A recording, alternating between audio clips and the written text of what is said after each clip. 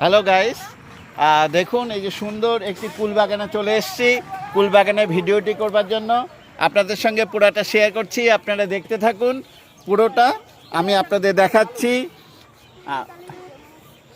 এই কুল বাগানে একটা আবার কুকুরও ঢুকে গেছে। কোথা দিয়ে এলো? এটা গেট দিয়ে আটকানো থাকে। দেখুন উপরটা কিন্তু নেট, বোঝা যাচ্ছে কি? দেখুন উপরে কিন্তু নেট যদি না দেওয়া হয় তাহলে পাখিদের অত্যাচারে কিন্তু একটা কুলও থাকবে না। এটা তো মানে এরা ব্যবসার জন্যই এটা করেছে। আপনারা দেখতে থাকুন। ওই সাইডের কুলগুলো, প্রচুর কুল আমি দেখাচ্ছি, আপনারা দেখতে থাকুন। সুন্দর, আমার তো দারুণ লাগছে কুল বাগানটা দেখে, যার জন্য আপনাদের মাঝে ছড়িয়ে দেবার জন্য চলে এলাম কুল বাগানে।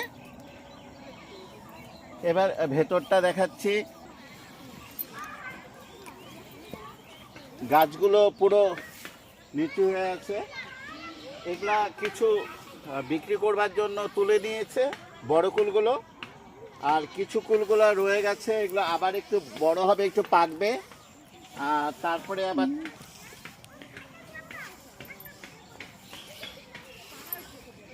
দেখুন এদিকের কুলগুলো কিন্তু আবার ভিন্ন প্রজাতির। এগুলাকে যাদের গাছ এদিকে ওকে নিস, এই যে ওদেরই হচ্ছে বাগানটা, বাগান মালিকের ছেলে। ও বলছে এটার নাম কি বাবা? এগুলা কি কুল? চেরি কুল। এটাকে বলছে চেরি কুল। সেটা আপনাদের মাঝে ছড়িয়ে দেবার জন্য ভিডিও করছি। একটু এদিকে আসবো। আচ্ছা, এখানকার কুলগুলো ও বলছে যে খুব টেস্টি হয়। কোনটা কেমন? দেখুন এই কুলগুলো কেমন লাগছে।